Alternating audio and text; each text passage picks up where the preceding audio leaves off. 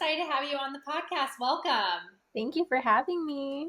Absolutely. Okay, so I'm really excited about this episode because Samantha literally lives my dream. I'm not talented enough to do what she does, but you guys know I love clothes. I own 240 pairs of shoes. I find so much value in clothing and styling, and I remember when Samantha reached out to me, I was like, this is literally my dream type of person to work with.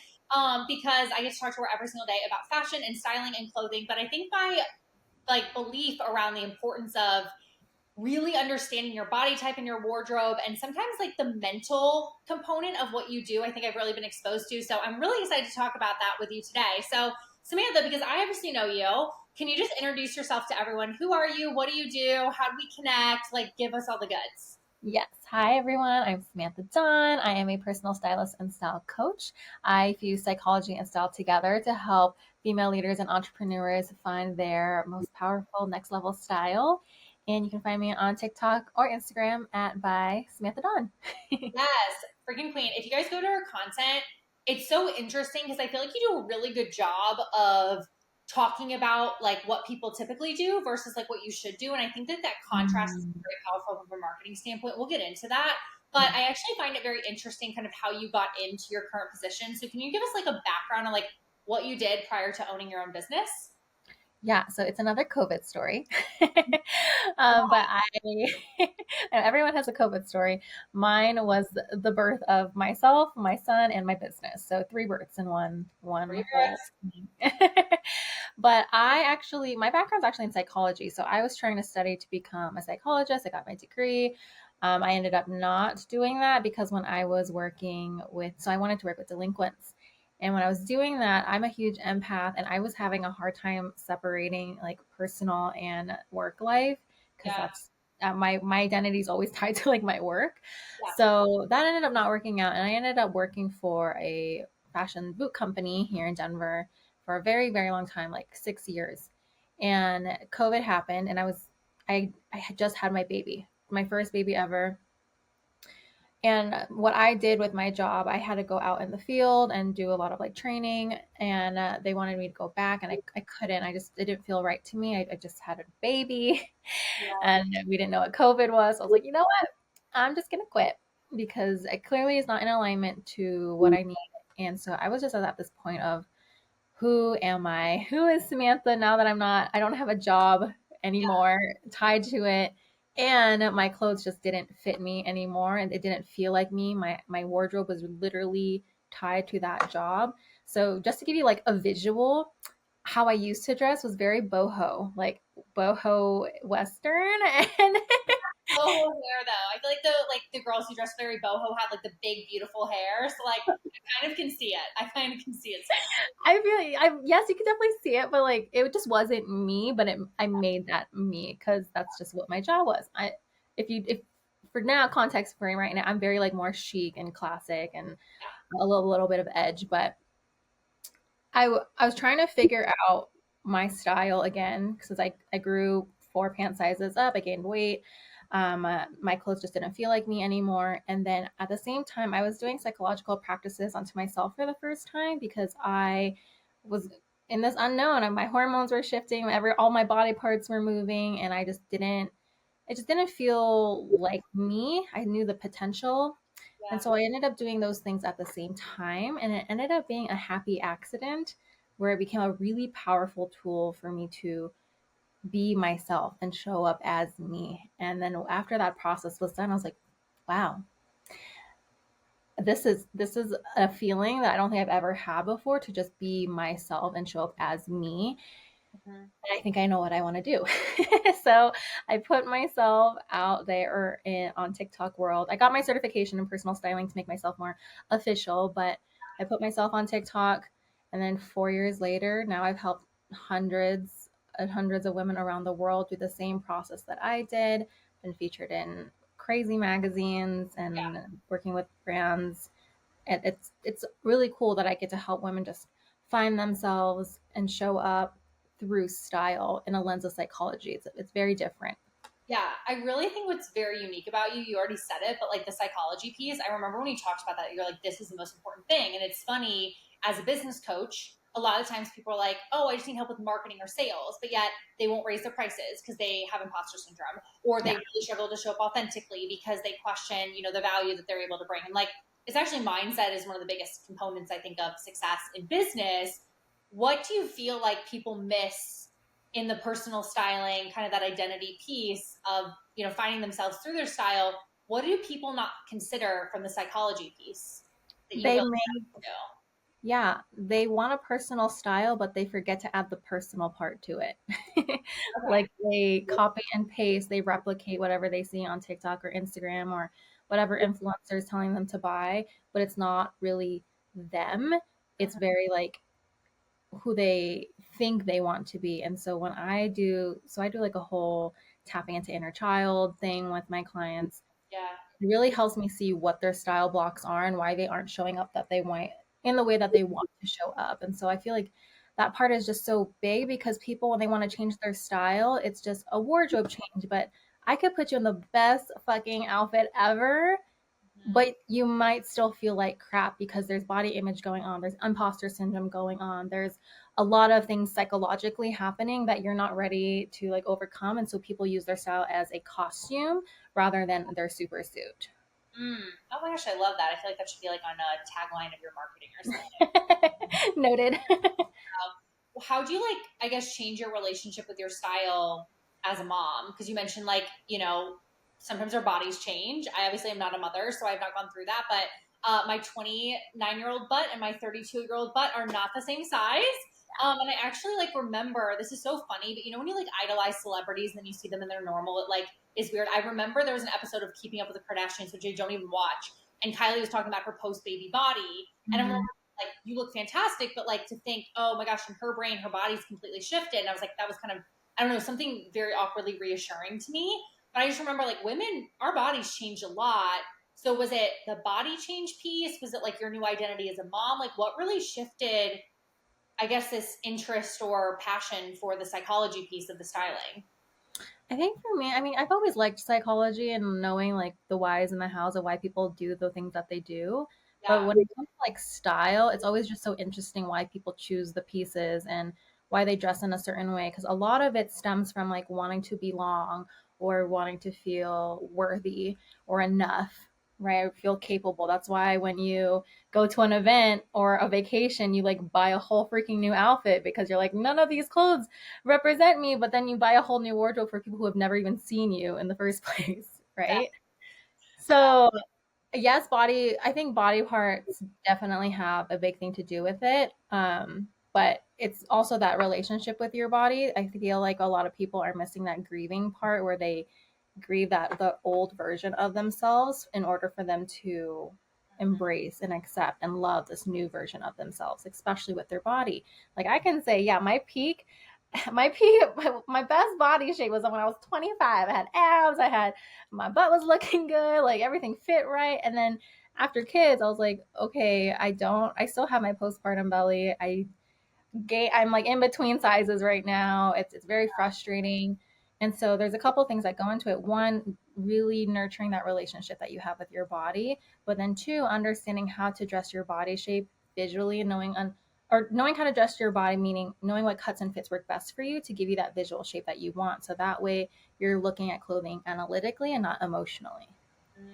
yeah. What are people like when you say looking at it emotionally? Can you talk a little bit more about like what you've seen people do that? So as people listen to this, they can maybe identify themselves as like, oh shit, I'm doing that. Because I think people think personal styling like the fun piece, right? Like anything like that, it's like home organization or any of that. It's like we see the pretty, we see the home edit, we see the perfectly styled woman.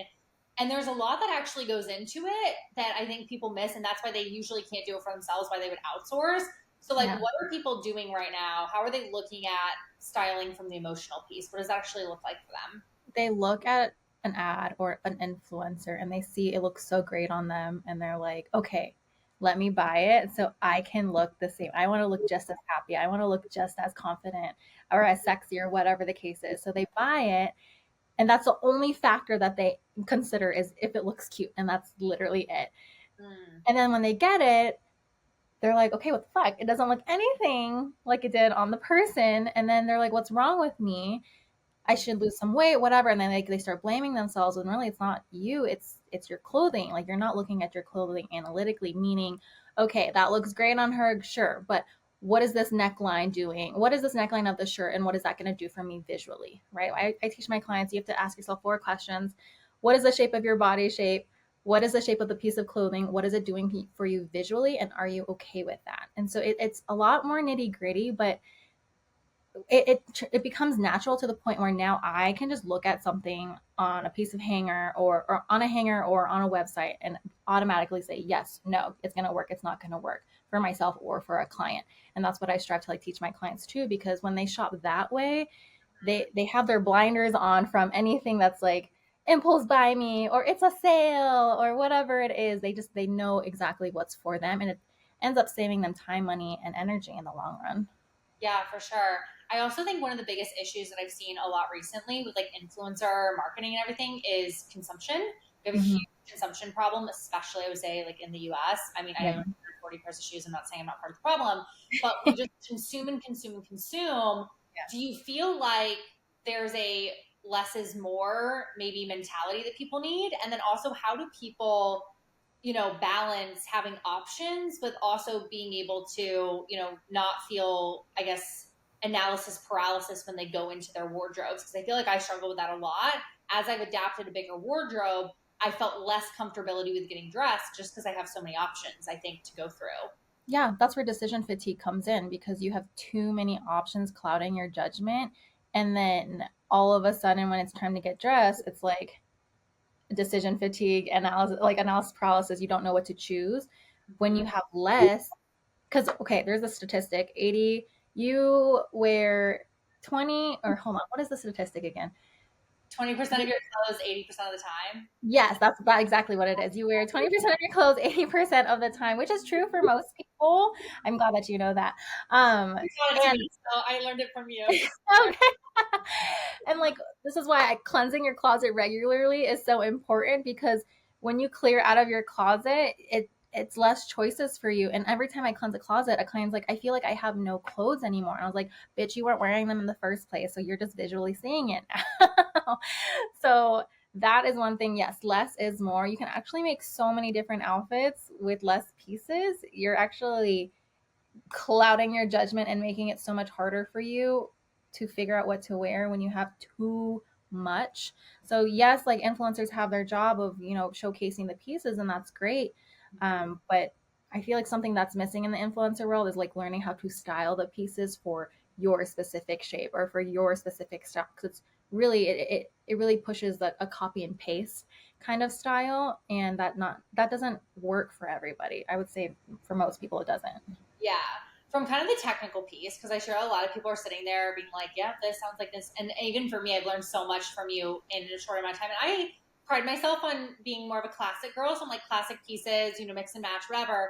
But what do you feel like is the ideal amount of, like, how do people find that kind of sweet spot where it's like I have options, but I don't necessarily, have so many options that I'm overwhelmed? Is there an amount that you think that there is? Is it choosing a color palette? What are some of the technical things that people can start to consider to kind of create that capsule wardrobe? And can you define like your version of what like a capsule wardrobe is? So I think capsule wardrobes are dumb, in my opinion. I don't think they're for That's what I'm so everybody. excited to talk about. Uh-huh. It's such a big buzzword, but it only really works if you're a minimalist or you travel like 4 or 5 times out of the week, right? Like that works for your lifestyle. Yeah, Most people, that doesn't work for their lifestyle. So how I like to build wardrobes is you have your basics and then you have your transitional pieces around that, so it works for all aspects of your lifestyle. Because most people are like, I have my work wardrobe, I have my date night wardrobe, I have my going out with the girls wardrobe. I'm like, no, no, no, no, no, no. This is okay. why you're having a hard time combining casual and elevated together, because you just have your specific Adam Sandler look and then your specific dress to the nines look. Like we need to mix and match those. Yeah, So building a wardrobe like that, I think is better. If I had to put a number on it, I guess. I mean, I really don't like putting numbers on it because it's different for everybody. But like threes are always a great number of like a basic, a pop of color, and something fun. That way you have some variety, and that can mean differently for everybody. got it. So capsule wardrobes are out per Samantha, which I love. So, because what do you feel like are the issues with like the capsule wardrobe? What do people like fall into when they like go into that mindset? Because I think people do that, but then they never feel like their capsule wardrobe's interesting. That's what I feel like is the issue. But have you seen anything else like that people are making a mistake around when it comes to like capsule wardrobes? Yeah, I think why people love the capsule wardrobe so much is just the convenience of it, the idea of less is more. And yes, that is true, less is more, but knowing people and their shopping habits, you're going to get bored real fast psychologically. Like you're going to get bored of it, you're going to be over it, especially if you don't know how to style it. You're going to style it in one specific way and then you're going to be like, "Okay, I wore this last week already." And that's fine, but now I'm over it and it's not going to make me feel the way that I want to feel, because how I like to help my women show up is magnetic, showing up differently every time, even if it's the same shirt, it's styled differently, you know? So I feel like that's where people miss the mark when it comes to like these quote unquote capsule wardrobes or just their style in general. Yeah, 1000%. And I do actually agree with that. I think that's one of my issues is I was like, oh, let's keep it simple. But then when I go get dressed, and I was like, I want to feel like fun. I felt like I had to get a brand new outfit because the basics and there was like, you're right, it was like the Adam Sandler or that there was so much contrast that it's like I had to create like four wardrobes and then my closet expanded. So literally, you're speaking to me. This is good. I'm getting like a free coaching session from you. So talk about trends because same thing with influencer marketing and just I think again the consumption is we fall victim to trends. So what are your thoughts on fast fashion trends in comparison to more classics? Like what's your breakdown? What's your philosophy around all that? Trends are fun, yes, but so how I teach my clients, there's a difference between alignment and appreciation. Hmm. Alignment being, yes, that trend aligns with me, or this style aligns with me, it feels like me, versus I appreciate that style. I appreciate it, but it's not necessarily me. Like, so for example, the bow trend that was very, very big. I appreciate it. That is just not me. That doesn't feel representative of me or how I want to show up. But I appreciate it. Now, the browns and the burgundy trend, like that's so huge this fall. That actually does align with me because those are like my colors that I love. And so it was like, oh, okay, this is great. This is very me. I'm okay with that. That is in alignment with me. Mm-hmm. Now, when it comes to like the overconsumption of it and the fast fashion, I'm more about buying quality over quantity. Mm-hmm. So I'm not very big on, okay, this is in, I have to buy it right away. If I'm gonna buy it, I want to make sure it's quality and it's gonna last me a good amount of time, and I'm gonna wear it for a long time too in different ways. Right. And I think that's why I don't have like an LTK, because I do, but I don't ever use it. Because people are like, oh, do you have an LTK? Do you have something to like to show or to so I can like follow whatever you're suggesting I can buy? It's because I don't have new stuff all the time for me to like show off on LTK, because that's just not Yeah. my go-to. My this like these pants that I'm wearing, they're from like 2 years ago. This top that I'm wearing is also from like a year or two ago. Like I buy maybe Mm-hmm. 5, 6 items per season. And that's like pretty much it. But Yeah. yeah. I love that. When it comes to, I'm going to get a little spicy with you because we've talked about this offline, but we're going to share it publicly, and some people will disagree, and that's fine. Fast fashion, and buying, again, quantity because and quality. I think that balance people really struggle with. What are some brands that you're like absolutely no? So people can maybe get a little reality check. It's okay, be spicy, Samantha. And maybe what are some alternatives where people could get maybe more bang for their buck that aren't also like so top of the price point that people feel are, do you have any secret places that you shop at? Give us some tricks that maybe will elevate people's style, be better quality, doesn't fall in the fast fashion bucket, but also doesn't break the bank. And also, Yeah. where should we completely avoid? Tell me the places we should avoid and where should we shop instead? Stop shopping at Shein, please. That's like my number one go-to. I have people always fight me back and they're like, but I can get a whole wardrobe for $120. I'm like, great, you just spent $120 on things that are gonna last you one or two wears. Yeah, yeah. And Shein specifically has like lead poisoning in their clothing. So you're poisoning yourself. Stop it. Mhm. Like I get like the affordability of it, but I think there's better ways to do it. One of them being like thrifting. But if you're not like a fan of thrifting, because I know that can definitely be overwhelming to do too, there's Yeah. other stores that you can check out. Some stores that I really love, like for basics, Uniqlo has really great basics for like basic tees. Oh, I've never heard of that. Yeah, Uniqlo. You never heard of Uniqlo? No, I don't think so. Oh, man, I you. They've been around forever. I'm so sorry. Okay. Samantha's like attacking me. I'm gonna like message in Slack later, and she's like, "Fucking idiot! I've talked about this with you before," and I'm gonna be like, "Oh shit, okay." There's No. is. Well, I also think I tend to go really expensive. Like I go like, I mean, I don't know what expensive means to people, but Yeah. I Ralph Lauren, Tommy, and Yeah. like a turtleneck sometimes $150. I know that's not always accessible. Now I also wear 55 turtlenecks even if it's 80 degrees out. I'm weird. Yeah. Like I'll splurge on that, but I think sometimes I go really high and then my friends go really low, and I haven't been able to give them suggestions in the middle. So I'm like all excited about this because I would like to find a balance of some of those maybe fun pieces that I don't have to go so high end. So I'm like, Uniqlo, I'm writing it down, Sam. I'm writing it down. I mean, I like it really high too. It's just more so you need to check your materials, because if you're not, you're buying just the brand name. Like Ralph Lauren, I absolutely love, but sometimes their stuff is 100% polyester. I'm like, I'm not paying $200 for polyester. That's just plastic. So, but I love Ralph Lauren. But Yeah. either way, there's some pieces in there. Like I have Sam, I fucking find you. I love Ralph Lauren. Literally, if I could be an ad for any brand, it'd be Ralph Lauren. Half my products are Ralph Lauren. Their boots, their clothes, their turtlenecks, their trenches. Like I love yeah, yeah, just the pieces that are 100% polyester, but they're still charging the price tag of like $200-300. You're just buying the brand name. That's really what's it. happening. But Uniqlo is really great for basics. I also love Marcella NYC. They have really, really great tanks and different fun like necklines to do. Okay. Um, Cezanne, I love Cezanne. Sezane. They have great quality. They're a little bit more like the mid range, not super high, Okay. not super low. They're for like their cashmere and the wool, like the sweaters. I absolutely love that for them.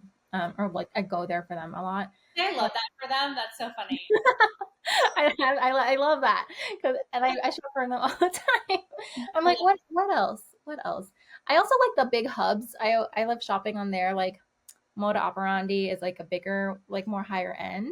Um, I Mm-hmm. mean, it's really not about brand names to me. Like, yes, those are like the places to find stuff, but it's really about materials. Because sometimes I can go into Zara and I can find something really great Okay. but I don't really shop there all the time anymore because their quality's gone down. It's mainly polyester. They're still charging you like $80 for like some tops. No. Mm-hmm. Um, but yeah, a rule of thumb that I have is for every dollar that you spend should be the amount of times you're able to wear that item before it starts to break down on you. If it surpasses that, great. You like save money. If it's below that, so say I spend $500 on a leather jacket, but it wears down on me after 2 uses, I'm gonna be pissed. I'm gonna be like, okay, sir, ma'am, whoever's in charge here, this is not okay. Give me a different one, or let me just return it. So Yeah. there's different ways when it comes to like shopping and analyzing, which I feel like people just don't look at. They just look at what's cute, and Mm. that's it. That's literally it. I like that rule of thumb. I did. So I was very big on budgeting. Anyone who listens to this podcast knows I was very diligent in middle school and high school. I went through one phase where I made a shit ton of money one summer, and I wanted to be more girly. So I went to Abercrombie and I bought like everything that had an Abercrombie. I spent like $500 at the mall, which is a lot of money for a like how old was I? 15-year-old. But I made a lot of money. But I remember buying it. And I was like, this shit is so stupid. It's so cheap. I don't know if it is anymore, but at the time Abercrombie was like cheap, thin shit.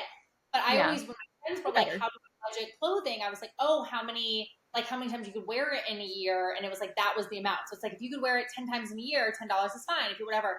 But then as I got older, I was like, I don't look at that anymore. And I never had a rule of thumb. So your rule of thumb is like, so if I bought a leather jacket for 500, I should be able to wear it whether I do or not 500 times and it maintains its quality. That's like your benchmark Yep. for purchasing. Okay.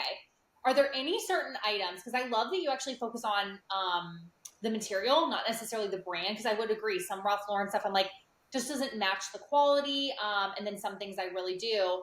When it comes to certain items, are there any items that you're like, this should be a splurge item, this should be a save item, or does it depend on the person? What does that process look like? It does depend on the person and their lifestyle. I think one of the most important things I feel like is shoes, because your feet are connected to so many parts of your body. Like Okay. having really quality shoes is going to do you justice in the long run.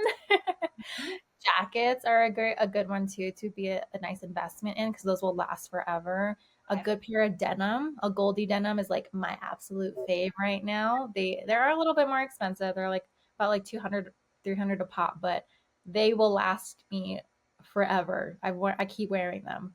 Yeah. um, but yeah, I kind of lost my train of No, thought no, there. that's good. No, well, it's just interesting to hear your perspective because I think again when people are maybe tighter on their budget, and I'm not saying people aren't tight on their budget with clothing because everyone prioritizes clothing differently. But I think as people get older, there's this thing around, I've invested in this piece, I've invested. How do you feel about the investment trend? Like, oh, I bought a Birkin. Like, is a Birkin an investment in your opinion? Or Chanel bags investments? Like, what are your thoughts on investment pieces? I think bags are different because bags you can get an ROI from because they're always increasing prices and you can sell them again and then you'll get a profit off of it. So that's different. Clothing, it is a little different. It's a little harder to resell. Like I just resold my All Saints jackets to the Real and one of them sold and I only got like $80 for it, but I paid like $400 for it. Yeah, So investment pieces depending, let's define what an investment piece is first. The quality is great, the materials, mm-hmm. um, and it's going to last you a long time, and you have multiple uses for it. So you're not just going to wear it for one event and then like let it hang in the closet. Like, I think we need to get that clear of what investment even means to you. What is it going to work for your lifestyle, right? Because shoes for me right now are not as important, but I'm still investing in them just because that's just I've worked in shoes for a while, so Yeah. that's different. But for me, I'm home all the time. I don't need to be buying all the shoes everywhere because I'm not going everywhere with my family and everything. I mean, yes, we go lots of places, but it does depend on your lifestyle and what's more important for you. I feel like a lot of my clients, like they're going to a lot of conferences, they're speaking events, they own their own businesses, so they have a certain like look that they want to have. Yeah. So, uh, actually, investment pieces, jewelry. I feel like that's where a very missed mark is for a lot of clients. They forget that, and that just elevates a whole freaking outfit. I don't care if you're wearing Yeah. t-shirt, a t-shirt and jeans. Like adding jewelry will spice it up and make it more personalized to you. Yeah. I love that. I actually forget about accessories a lot. Do you have any like hot takes around accessories? Like, again, I always kind of am less is more, but then I sometimes look at people and when I feel like my pieces maybe don't work, sometimes adding accessories kind of give you those like moments in between that kind of take a look together. Do you have any like hot takes for people who struggle with balancing too many or too little accessories? Any like rule of thumb that you know about? I feel like there's definitely a balance with accessories in terms of like your outfit, like your hair is part of your outfit too. So when your hair is up, you want like a bigger earring, or it really depends on like the neckline. Also, that do we add more necklaces there? I think having like two or three sets of accessories, like main ones that you can mix and match, can diversify your look, but also give you some variety and quality pieces too. I always say, if you're not ready to invest in the bigger thing, sure, try it from Amazon, see if that works out. Like that's totally fine. Like these are like the dupes of the Bottegas. Yeah. But I'm not paying $700 for gold plated when I can just get these on Amazon and they're like $20. I'm like, I'm okay with that. But like my necklaces, like I have this one here actually because I was wearing it earlier or yesterday. Like this one is, Show you guys. I'm gonna demonstrate. oh yeah. I have this Dylan Lex one that I Yeah. have, and I've worn it like many times because it has like this like safety pin. It's so tangled right now. Um, yeah, it's not gonna look cute on the camera right now. But anyways, just having like variety. So like having a simple set and then having your statement sets. So Yeah. that way we can again mix the elevated and the casual, but you can also go casual and elevated too. A big a statement earring that's not too gaudy, just like a big statement metal with it being more simple, I think is always great to have. Huggies are great to have too, like little hoops. Um, what else is there? I mean, a real watch, not just an Apple Watch, but like a real watch. Yes. I like Apple Watch. Are you anti or pro Apple Watch? Oh, I'm so anti. I hate them Like so that. much. I like them. Although I do want to say I appreciate that they have nicer bands now. Because when Yes. people have like a dress on, this is my hot take, you guys. I'm gonna get shit on in the comments. With like a blue bright band, and they're wearing like a black elegant dress with like a blue band with an Apple Watch. I'm like, I'm just confused. Like this is Yeah. like this should have been home tonight for the event. Like no watch. I do the same. I say the same thing to my clients. I'm like, please just change the band at least. Like, I get the benefit of an Apple Watch. It tracks a lot of things. Like, I get it. It's just not for me. But for my clients who do them, I'm just like, just change the band so it Yeah, looks more elevated. Because yeah. when you just wear like the athletic band with your nicer outfit, you look silly. It's so confusing. Okay, I have another kind of like hot take idea. Renting versus buying. I don't think you and I have ever talked about this. When it kind of comes back, I know I've been talking a little bit like overconsumption and things. Yeah. I think when we think about how often we're going to wear something, I don't think what we talk about enough, some people either use it a lot or some people don't even tap into it at all, is renting. Do you ever encourage your clients to rent? Do you have any places that you would recommend for renting or borrowing so you don't always have to invest in things that maybe you know you're not going to get a lot of use out of? Yeah, I mean, especially for like those big wedding events, like you instead of buying a whole new dress, unless you know you're gonna wear it more all the time, then rent the runway is great. I have clients that use that too for like specific items, or they oh, there's one more that I forget where you can like rent bags, like Oh, really high Vivrel? end bags. Is that What is it? Vivrel? Did I just Oh, make I think that's the one. Yeah. I think that's it. was One of post about it. 'Cause I'm like, how do you own 27 Chanel bags? And they're like, I rent them. Because I used to think, again, thinking influencer culture, we thought people owned all that. A lot of influencers get sent, I feel like we don't talk about this stuff, get sent yeah. outfits for events. They don't own it. So when you see an influencer own $1 million worth of clothes in a year, they didn't actually buy most of that. And some of that they actually have to give back. Same with their bags. They rotate and they rent their bags. I don't think people Yeah. talk And about this is why social media is a freaking lie because you never know what's actually rented and what's actually given or what did they buy. Like I have a client who's like a very big time influencer. She gets clothes all the time. Not to say she doesn't buy a lot of things that she also has too. She does both. She gets things and she buys things. But for somebody who doesn't understand the content creator world, or I'm just looking at it from just a consumer eye, in our brains, we're just like, I haven't made it yet. I need to like do that part and I have to spend this money to become this person or whatever. Like yes, there's definitely ways to embody things, but that's where I think overconsumption happens a lot too, is that. because they're like, "Oh, like she has so many bags. Like I wish I had that many bags too. I'm not doing enough." But really I feel like it's just perspective and positioning of what people do online, Yeah. especially with influencers too. So take everything with a grain of salt because not everything is theirs that they buy, but some of it is. Yeah, I really think that's such an important message. I hear a lot of the, well, I really need to like everyone owns this or everyone does that. I'm like, some people don't. Some people have, really amazing mamas who have beautiful collections they share with their daughters. My mother wears blush and has gotten her nails done once, so no, she's not handing me down any like, Chanel bags or something.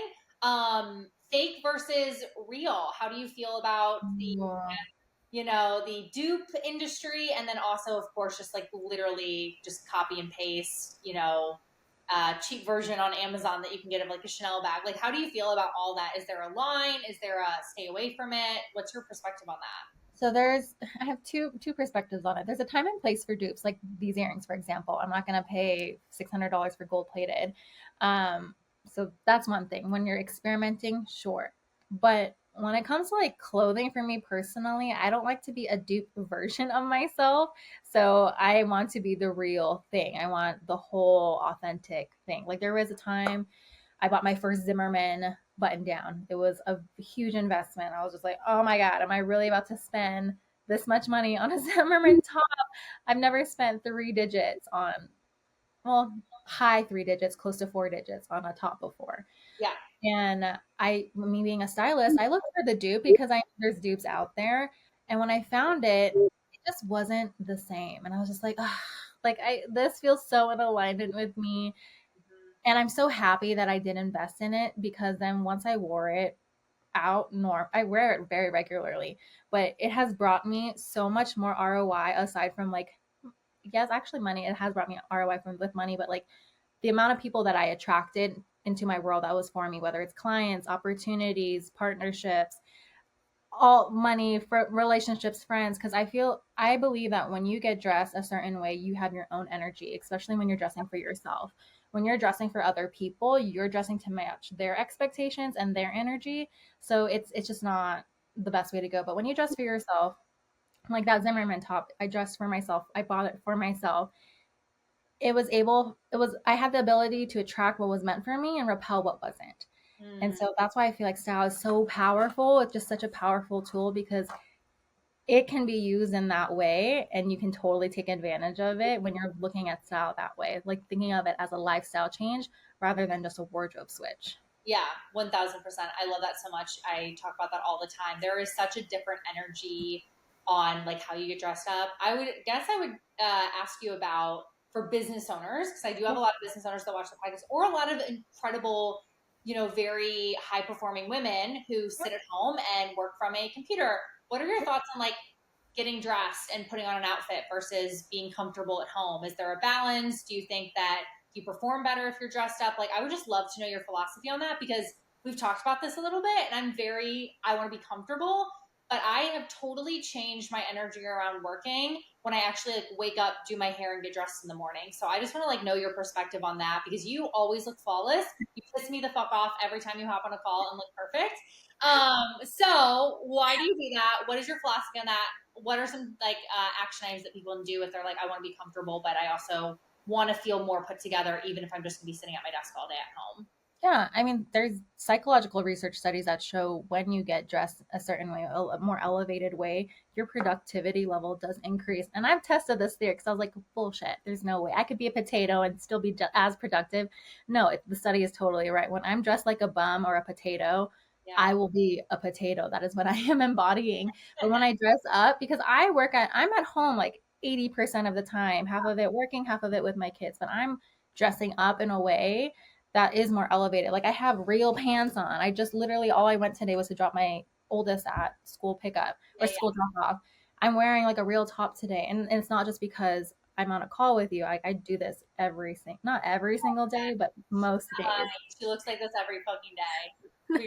Like every day. She looks perfect every day. It's just become a standard for myself though. Like it's really become like I know myself when I dress up in a certain way, I will perform better. I will be better. I'll be in a better mood. I don't want to be bitchy or anything to like my husband or to my kids or to myself.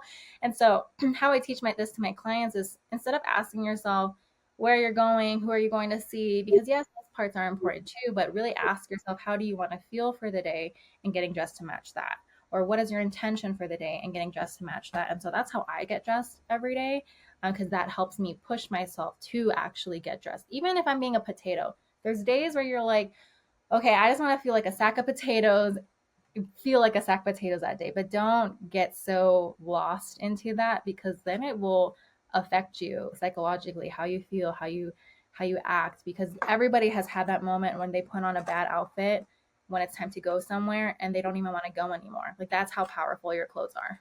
Yeah, I love that. So you're a mama, and I know that that was a big reason that you're a business owner today. How has being a mother impacted your style?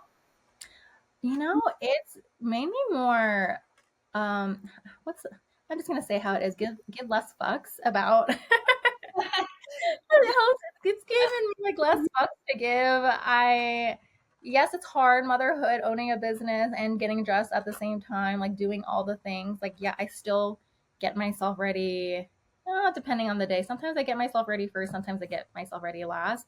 I have found though, when I get myself ready while the kids are eating breakfast, it's beautiful or everyone's happy. But I mean, managing it is not easy, but it's become again a standard for myself that I hold myself to because I know I will be a better, not just a better business owner, but a better mom when I feel good and I can look in the mirror when I'm passing by it and I'm not like talking shit about myself because I feel like that's what people do. They either hide from the mirror or they miss memories, like they don't want to be in the photos with their kids because they don't feel like they're dressed up to as the part. Like I've had many clients tell me that, and like there are so many opportunities and memories to be made, and you deserve to be part of those memories and opportunities. Letting your outfit hinder that or letting your closet stop you from that is such a disservice to you. And so invest in the clothing, invest in the wardrobe so that way because ultimately you're not investing in just that, you're investing in yourself. Yeah, absolutely. I feel like there's gonna be some moms here that are like, thank you for giving me that permission because I've always said like mothers, I think, in my opinion, are sometimes CEOs of households. I know there's gonna be some men who do not like that. I'm not saying that you run every decision. I think there's a place for a man in a household. I'll get back to some of my beliefs of some gender roles and things later. I think there's so much complexity there. But a lot of times mothers take on a lot of, I don't want to say burden, but additional responsibility when there's kids running around. And they sometimes are a primary caretaker. So I know there's a lot of women who are like, I just don't feel like I have the energy, or it's a lot of work, or how do I prioritize that? Is there anything that you've done to make getting dressed, prioritizing the way that you feel about yourself? Have you done anything differently? Or do you have any tips for some of the women listening who are like, Samantha, how the fuck do I do this? Because this is really hard right now. Or like, I have a 1 month old who pukes on me and I'm breastfeeding and I'm doing like, how do I feel good when I'm kind of in the midst of sometimes, let's just be honest, chaos? Because sometimes the first couple years of a kid's life or when they're running around at 8,000 sports events, like it's kind of chaotic. And I know there's days where you like live in that chaos. So like, do you have any tips for the women listening who are maybe in that stage of life right now? I think having like a go-to outfit formula really helps. Where it's just like, okay, like for me, my go-to outfit formula is a top, wide leg pants, a belt, shoes, accessories. That's like it, Okay. whatever that case may be.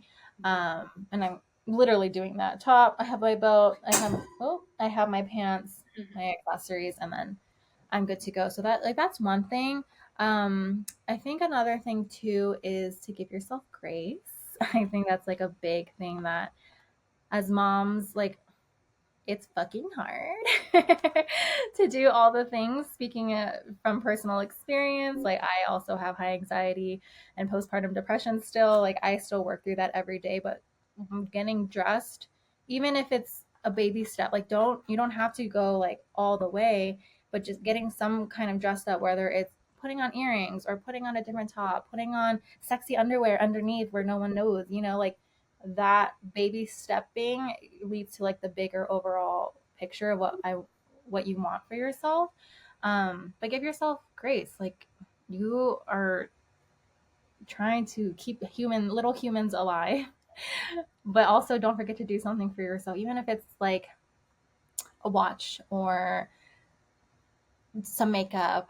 I always tell my clients to make like an alter ego, I like and like that. some kind of piece that they're wearing helps activate that.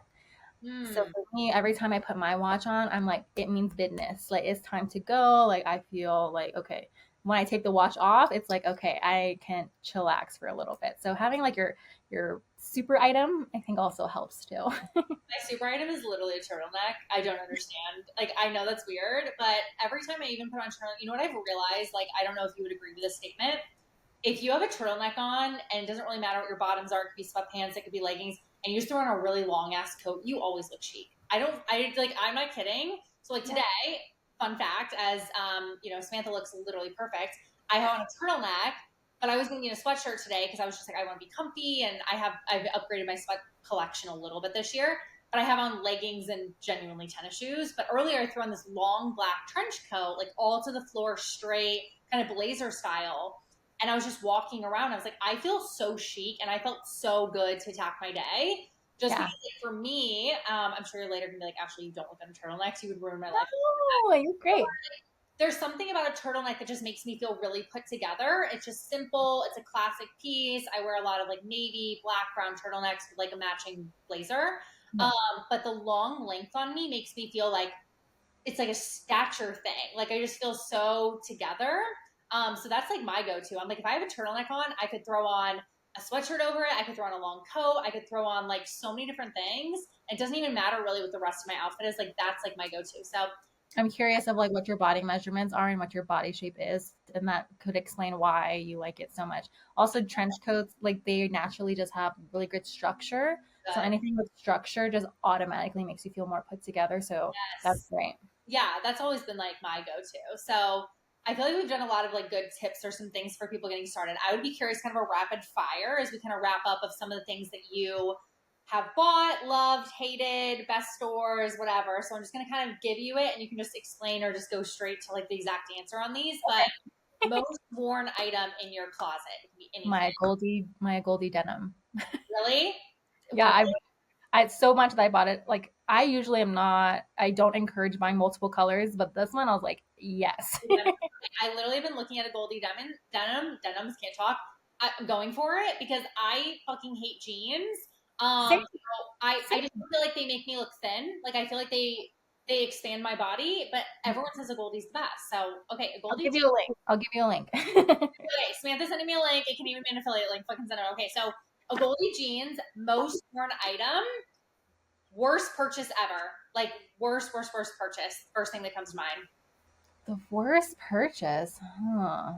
in the last year, because I don't know. I know you don't buy a lot, but I know you purchased something in the last year you haven't liked. I feel like I do so good at buying things that I do love. I don't think there's anything. Really, nothing. Nothing comes to mind. That's really impressive, Samantha.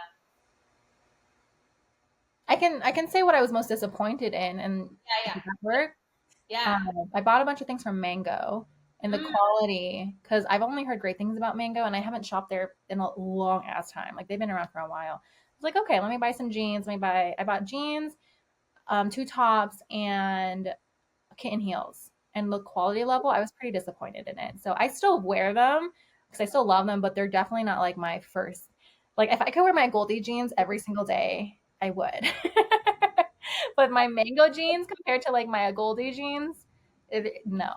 I did buy mango jeans once, and I just felt like they really didn't do anything for me, and they didn't hug me. If your ass doesn't look good in jeans, that's an issue. Your ass Yeah. should look really good in jeans, ladies. Yeah. I don't care if you don't have an ass; it should look good in jeans. Yeah. Okay, so mango purchasing for mango disappointment, not good. What's the most expensive item that you own in your closet? My Zimmerman top. Yeah, can you tell So, us how much it was and like what it looked like? Like what was it? Just a like button down? I mean, I can. Oh wait, is she here? Let me see. Is she here? I want to see this top. Let's fucking pull out the top. I want to know what the Zimmerman I top think it's is. coming back. Okay, this is my Zimmerman button down. She's showing us. She's silk. She is a silk Oh top. God, love. She has like embellishments on the sides of the pearls, but then the pearls also go into the collar. And it Mm, came with like a silk tank top underneath it. I was so happy I got the tank underneath. I didn't know that was included. So I was like, oh my God, I got it for free. Girl dude, math. you spent. You're like, I got a bonus top. Wait, how much was that? You said multiple three figures. It was with tax, I want to say like almost a grand. That's the most expensive purchase you've ever made for clothing. I guess purses probably more. I mean, yeah, bags are definitely way more. That's definitely like in my four digits for sure. But in terms of clothing, Yeah. this is probably my most expensive Okay. piece. Like my single piece that I definitely could do more, but I have to control myself. Okay. If you could only carry like one handbag for the rest of your life, I know you're like freaking out inside. What would it be? Is it one you already own or something different? Oh, that's so hard. I'm sorry, fucking figure it out. If I could only have one handbag for the rest of my life, Yeah. What's the go-to? It just can work with whatever you got going on. I know you're gonna say it doesn't, but I know. I'm I like, want to know because I want to know what I should put on my handbag purchase list. This is a very okay, you know what an underrated brand is that I absolutely love, and prices are increasing, so get your hands on it now, is Pauline. I love the Pauline bags. yes. Okay, Pauline. So you think a Pauline bag, good investment, good. Such a Just good mid-range bag that could be elevated, casual, but it's not like in your face, here's a brand. You know what I mean? Like, and the quality is so good. And I just read not too long ago, their prices are increasing again. I was like, no, like this bag was only like $500, which is super affordable for really quality leather bags, in my opinion, versus like your nylon bags like you can get at like designers. You know what I mean? But that one, a non-design. I mean, it is a designer, but I also really love Dior. Oh, like classic Dior is like one of my favorites. okay. Those are good. What else? What else? Oh God, there's just so many. Depends on the occasion. Depends on. I know. I was like, Samantha's not gonna be able to just give me one answer. I can't like the Dior, like the saddle bag is good. The YSL ones that you have actually are one of my favorites. Those are a good classic. Like the hobo Yeah, bags. those ones are good. I will say if I was gonna answer this, I was gonna say I wear a lot of black. The black like 5x7 hobo bag with the gold. It looks actually really good with athletic clothes too. It's actually a really good. I don't know if you would agree with that, but I think it can like look good with like casual or dressy. That's a good one. Yeah, yeah, I love it. Ugh, I can't choose. I really, really can't. Yeah, fun. Okay, got it. What brands do you own the most of, or if you could spend unlimited amount of money, would you own the most of? Is there a brand that's like your favorite of all time? That is so hard. Samantha's gonna like cry after this call. She's gonna be like, "You asked me really hard questions. It's all like fun questions," and she's like stressing. I know, like normally I have an answer for everything, and I'm like, wait, you're making me choose? Forever. This isn't real, Samantha. This is just an example. I'm just curious. If I would say YSL, what's your brand? Like, if I really could only buy, obviously I don't buy everything YSL, or else I'd literally have a $2 million closet right now. But Yeah, YSL would probably be my go-to. Love YSL. I do love YSL. YSL is a really good one too. I also love Dior. Dior is also a really great one. I feel like you're a Dior girl. Do I look like a YSL girl if I like actually dressed up? Is that you feel like that's my brand, or am I missing a brand? No, I feel like YSL is very you because YSL is very like minimal but chic and like a little edgy, which I feel like is very you too. Heard it here. I am chic, but minimal, but edgy. Every day. You hear that? From the outfits that I've seen you wear, I would say, yeah, that's very you for sure. It's very classic, also. Samantha messaged me and she validated my outfit, and this was like early in us working together. Samantha's my client. I didn't even share that. Literally, she messaged me and she's like, "I love that outfit." And I was like, "Oh my god!" Like I felt so good because sometimes we think we're really good at clothing and fashion, and then people call us out and tell us we're Yeah. bad. Yeah. Um, Oh, so okay, wait. Zimmerman's really good too. Okay, Zimmerman. I don't know anything Zimmerman. Okay, It's, so it's more like elaborate and fun, and I think that's like the side of me that I want to tap in more because I'm very like streamlined, chic, classy, like simple. But Zimmerman like pulls out the fun out of me of like the embellishments, the florals, like the designs, like those ones are just it's so good. well, okay, most overrated trend or item that people you've been seeing them buy recently. Cargo pants. I feel Oh, like we say no on cargo. everybody in there, they were great. I when they first happened, they were great. But everywhere that I go now, everybody and their mom is wearing them. Where I'm just like, there's no personality in Mm-hmm. any of it. Like cargo pants. I feel like they're such a great piece, which is like so unfortunate. But now everybody wears them, and I'm just somebody who like, if everybody has it, I don't want it. Mm, you reject it. You I reject. like Are exclusivity. you an Enneagram 4? What's that? Are you an Enneagram 4? No, I'm a 3. Okay, are you a 3-wing 4? You know, I think my therapist said that I could be, but I know for Because sure I'm four, a 3. four like everyone's gonna be like, what is this fucking interview about? Fours like to be unique. They don't like to. They need like their own identity. Oh, yeah, yeah. You know, I'm not surprised because she thought I could have been a 4 instead. And I was like, no, I think I'm a diehard 3. You're a 3-wing 4. Then it's funny because we're both threes. I'm a 3-wing 2, but I think you might be a 3-wing 4. Oh, Okay, so good to one know. one thing that everyone needs to add to their closet this year if they don't have it. A belt. Okay, what favorite belt place or like a good staple belt that people should get? Ooh, Danache has really good belts. Below the belt has like they were good and they're not my favorite as much anymore. Anthropology actually has some really great belts. Like Oh, good. We're both. That's good. yeah, Anthro and Aritzia, their clothes, debatable. Belts actually pretty solid on Violet. there. Yeah, I took that very personally.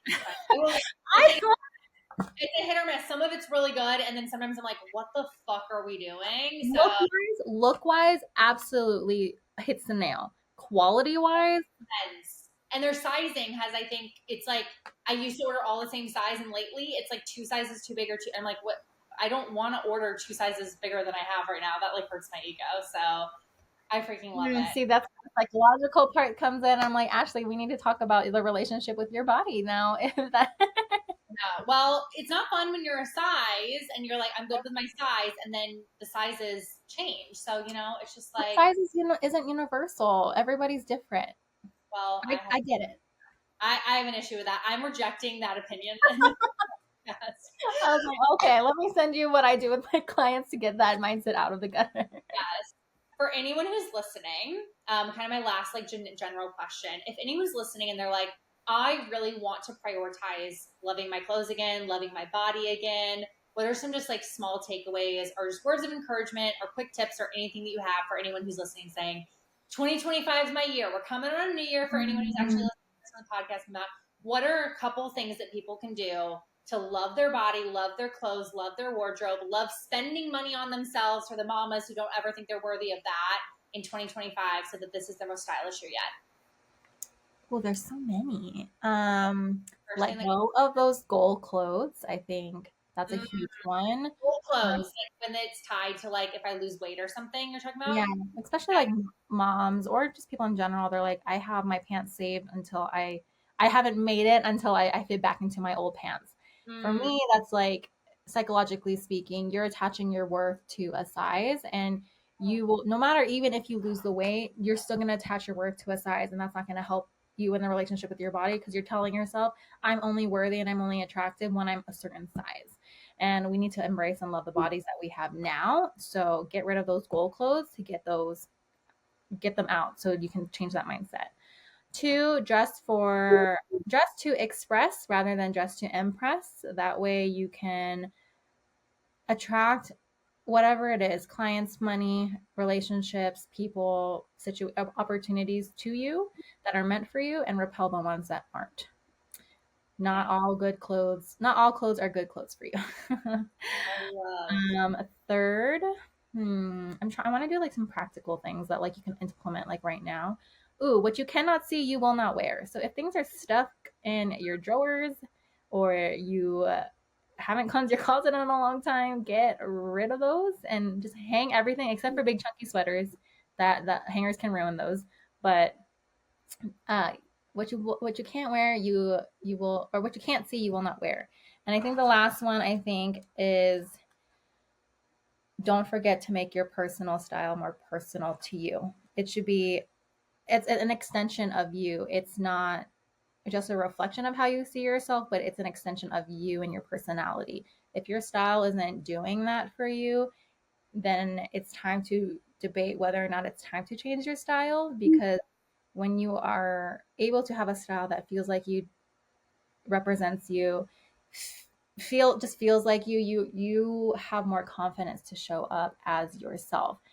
Imposter syndrome will diminish or it will decrease. The capability to do things, the worthiness will, the self doubt will decrease too when you're dressing for you. So, I mean, I can go on and on of different things. Has a lot of wisdom, you guys. I would definitely check out her Instagram if you do not already. We will be dropping it below. But if you are looking for 2025 to be your most stylish year, if you are in that position where, just like me, when I go on vacation, I have to pack 54 pounds of clothing for a 2-day trip because I need 85 options. If you're just feeling like you're ready to really embrace your own identity and find a style that matches that and amplifies that, Samantha's your girl. She has so much wisdom. This podcast could have literally been like 8 hours long.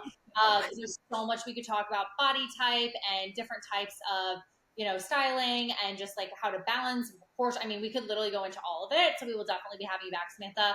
But thank you for taking time out of your day to share some wisdom and some tips and to shame all of us who are buying from maybe places that we could buy better from. But thank you for the alternatives because honestly, I wrote those down. I didn't know of any of those. And I know a lot of stuff.